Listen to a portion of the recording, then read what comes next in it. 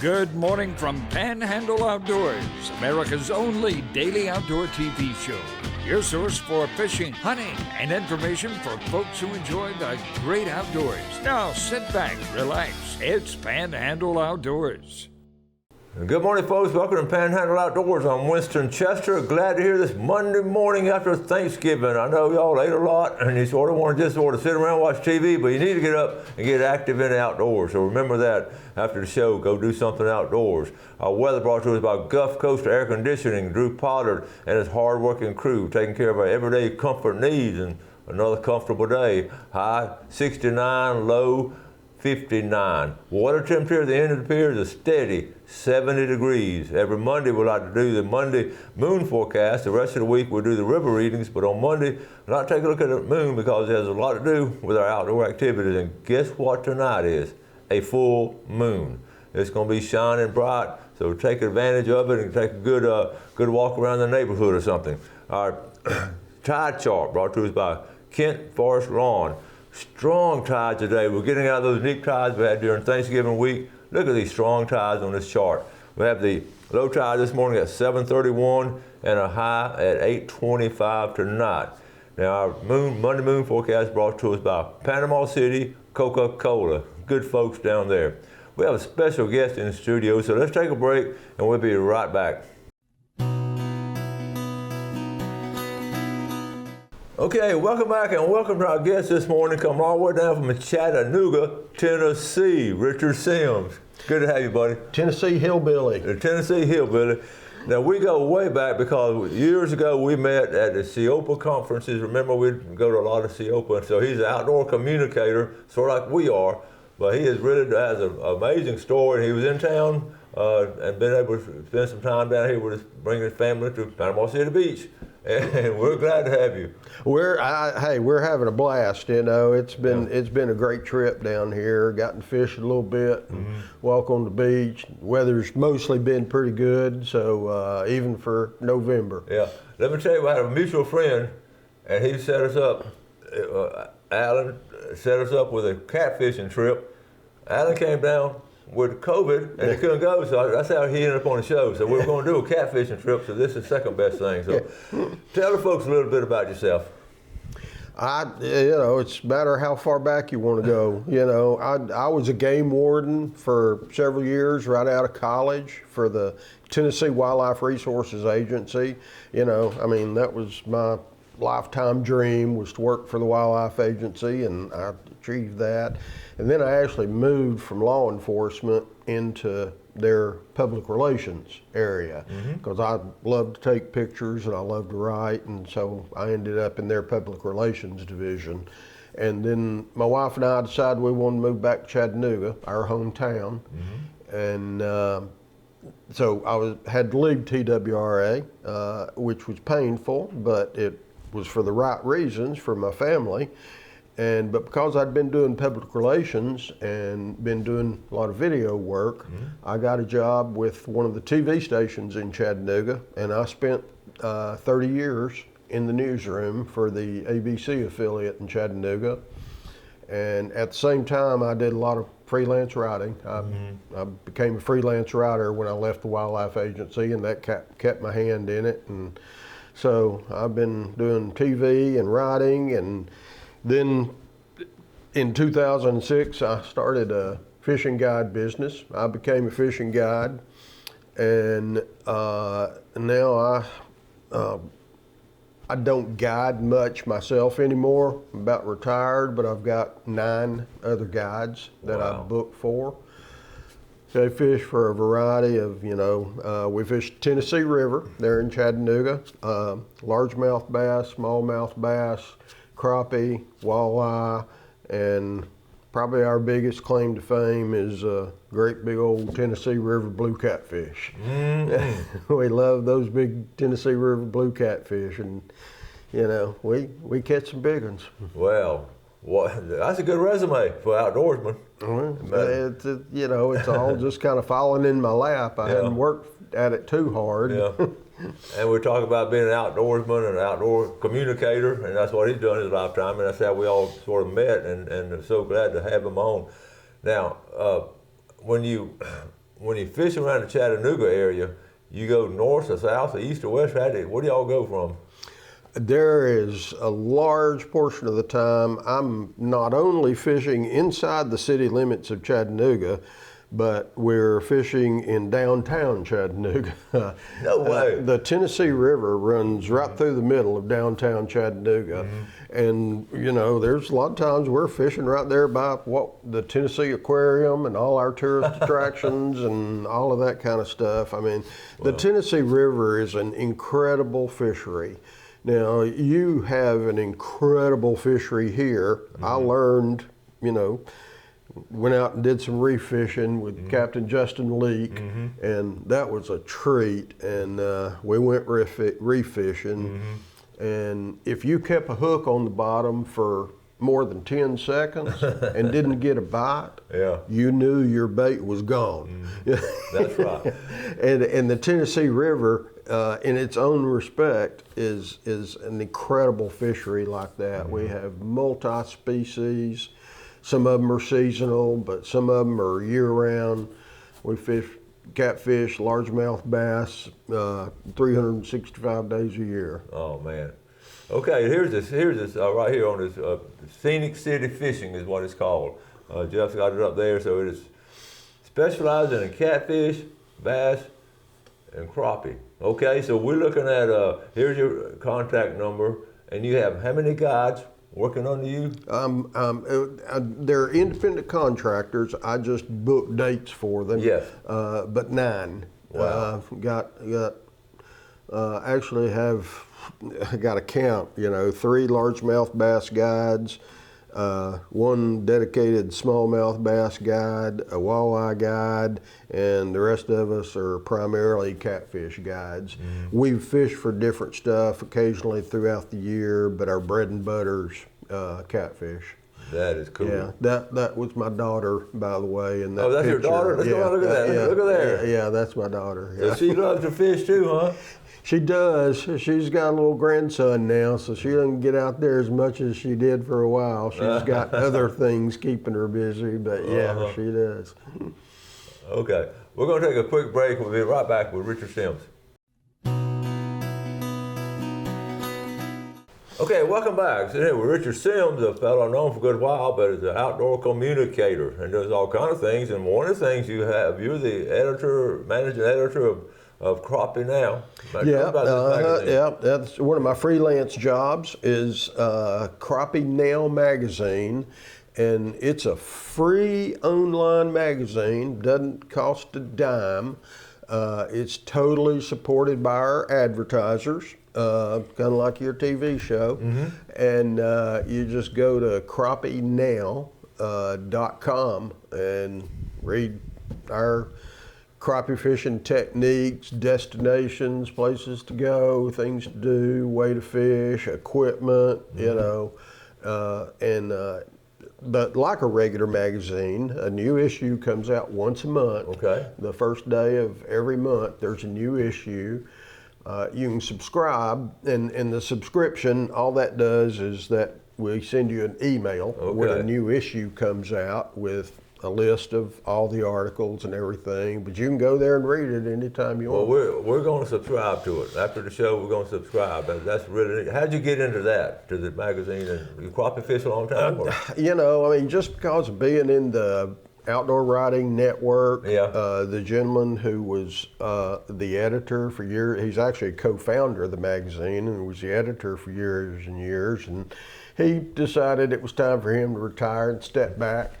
And they just started talking to people in the network, and you know, my name came up, and they said, you know, you interested in adding another freelance job to your resume? And I'm like, yeah, sure, I'd like to do that.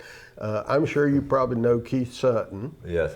Keith Sutton is the editor. They have a sister magazine called Catfish Now. Okay. And Keith Sutton is now the editor of Catfish Now. Well, we'll have to get him on, come down here. You do. Right, so really Keith and I talk a lot, you know, comparing magazine stuff. And, yeah.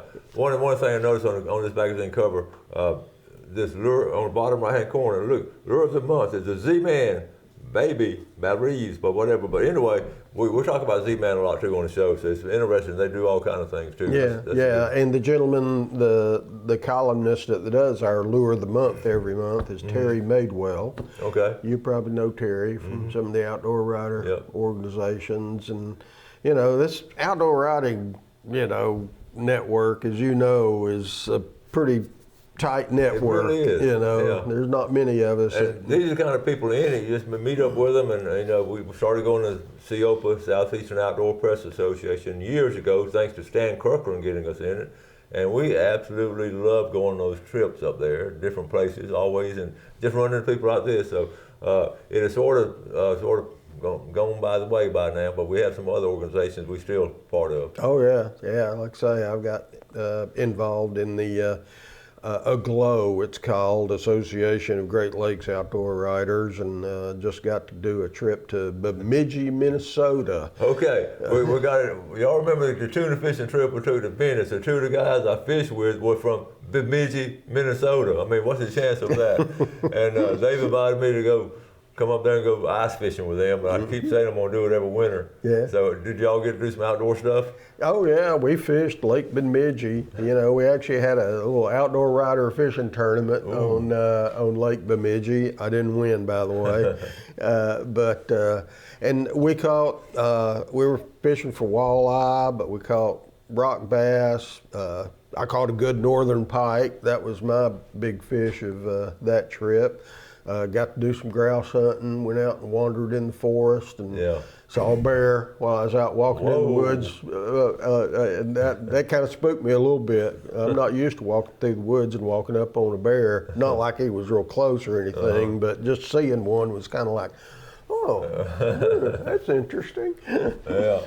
Well, y'all got some up in those Tennessee mountains, but y'all don't have many over your way in Chattanooga. No, but the bear population in Tennessee is growing dramatically, and they are sighted in our area now regularly. In that part. And a friend of mine told me he got a picture of one on his game camera just about 6 or 8 miles from my place.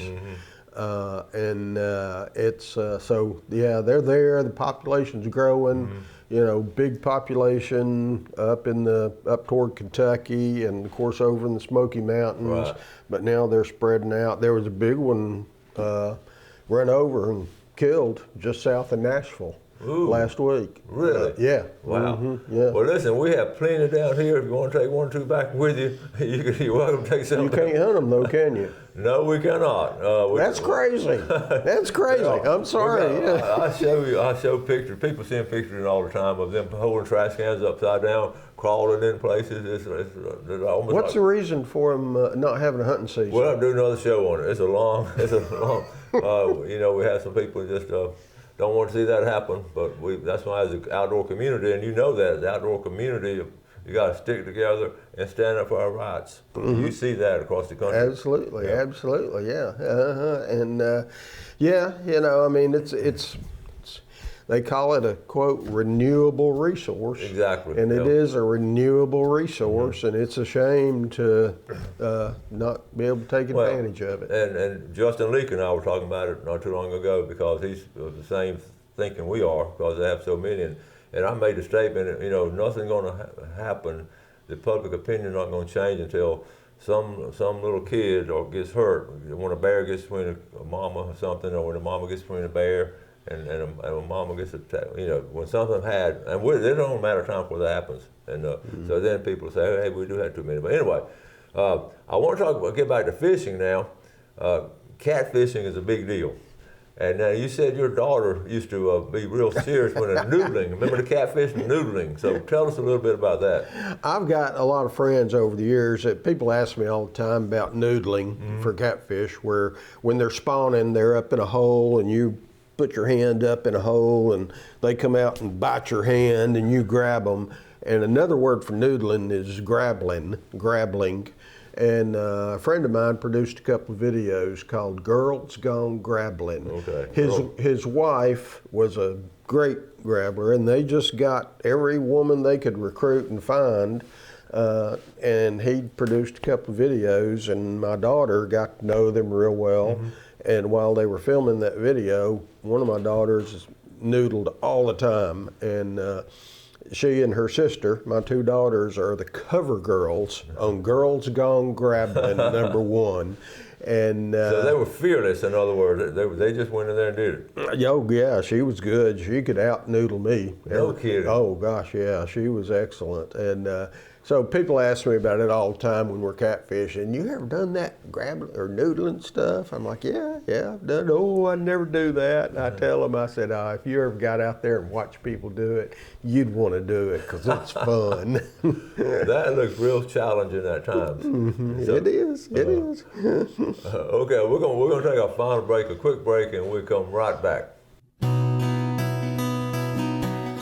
Okay, welcome back. So Richard Sims, he's a managing editor of Crappie now and does all kind of freelance outdoor activities in the outdoor world. And we're glad to have him on. Come down from Chattanooga, Tennessee. Family down here enjoying the beach. And oh yeah, we're having a blast. Got our 2.5, 3-year-old grandson. That's it's actually his second trip to the beach, but it's his first trip that he can really start to enjoy it a little bit. Well, I'm sure he ought to come down a lot more often now as he grows up. Let's take a quick look at our fishing game times real quick. We're brought to us by Blue Water Outriggers in Port St. Joe. One time today, 10:47 to 12:47. That coincides with a full moon tonight, just having that one feeding time. And real quick too, in outdoors, how do you feel about different times about the fish feeding and all? You think they do it at different times, or what's your thinking? I'm not a saltwater guy, obviously. Like I said, I'm Tennessee hillbilly, but I know tides have a huge influence on fish, location, behaviors, etc. And I've always heard and personally been a believer in fishing a rising tide versus a falling tide. That's right.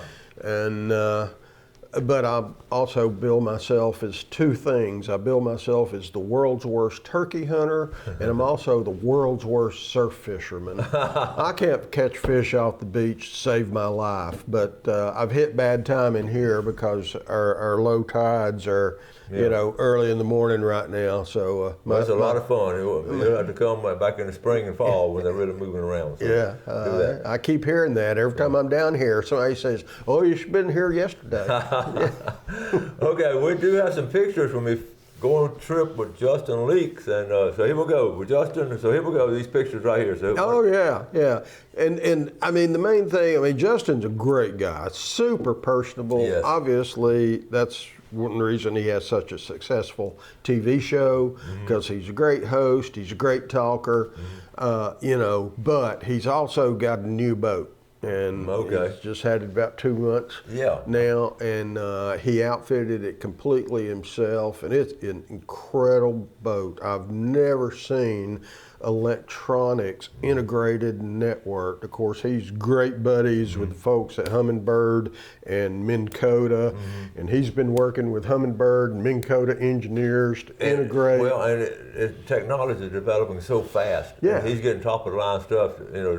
He can control every electronic device in and on his boat from his console. And the most incredible thing was he has a system called a Seakeeper, which I'd never heard of. I'm sure you probably know exactly what it is. I'd never heard of a Seakeeper. But basically, it's a big, huge internal gyroscope in the bottom of the boat. And once that gyroscope got rolling, you run back and forth. You just see the fish. Side to side in the boat, and no, the boat won't. It counteracts the wave action, and it rides like this tabletop. You sit out there in 3 and 4 foot seas, and it'll stay as level as that countertop. It was incredible. My buddy especially liked it because he's a little bit prone to seasickness, so he really appreciated that Seakeeper. Okay, so here it is right here. We've got a couple of pictures. So he's starting. I got a good catch here. Yeah, that's a gag grouper, and apparently they're out of season, and so that one had to go back. Right. And but there's an outdoor rider picture of a mangrove snapper, and you know what an outdoor rider picture or a fishing guide picture is. That's right, the fishing guide picture. Yeah, we stick that arm way out, and that mangrove snapper looks big, and there's a scampi. Now, who's your buddy here? His name's Ed McCoy. Ed and I have been hunting and fishing together for 25 or 30 years, and we were tickled to death. We were supposed to fish with Justin on Thursday, and just happened, it worked out that it was going to work better for us to go out on Friday, so we went on Friday, and so we did manage to catch a couple of real nice red snapper. And you able to keep the snapper? He said, "You can keep those today." He said, "If we'd been out here yesterday, you couldn't keep them." That's right. Weekend. Remember that weekend snapper season? We're talking about it a lot. I know it. And triggerfish. Nice triggerfish. And that's what, of course, it's, like getting on a bluegill bed. You couldn't hardly keep them off the hook. And of course, we caught a lot of short ones, but that had to go back, but we didn't care. But we caught several, that measured. So, Ed took home, Ed's gone back to Chattanooga now, but he's took home a good mess of fillets from Captain Leake's boat. And, good deal. Oh, Rich, we got a minute or two left now. What's coming into 2024? What do you think? What's coming up for you the next year and all in outdoors? Every day above ground is a good one. There's magazine to keep it going strong. But our guide season slows down in the winter. We book trips. We fish 365, but the weather's a little bit flakier than what you got down here. So our guide business, but preaching all the time that people need to book in advance for spring trips, and so I'll be working real hard at that, and I'll be enjoying a 3-year-old grandson for Christmas. That's new for me. That's cool. Let's look at the here it is again on the Scenic City Fishing Charters. It has about 9 guides. So here's the numbers here. Email. Check them out. Go check out that website. I keep 5 years of photographs in my photo gallery, and every one of them is specifically dated. So you can go back 5 years in our photo gallery and see exactly what we were catching on any given day for the past 5 years. Real quick, what's your favorite time of the year to fish up there? My favorite time of year is mid-April through early June. Okay. And of course, that's not a fish that swims, that doesn't get hungry about that time of year. We start crappie fishing hard in late February and March. Okay. For crappie, I love that late February, March bite. But okay. We got to get it. Thank you so much, buddy. Thank you for having me. We didn't plan on it. It's an honor. I appreciate it. Okay. Appreciate you coming on. And have a safe trip back up to Chattanooga. We'll do it. Y'all do something good today for your fellow man. You have a great day. Enjoy the outdoors. Take care of it. And God bless. Thanks for watching America's only daily outdoor TV show, Panhandle Outdoors with Winston Chester, featuring hunting, fishing, and other activities and information to help you enjoy the great outdoors. Join us next time for Panhandle Outdoors.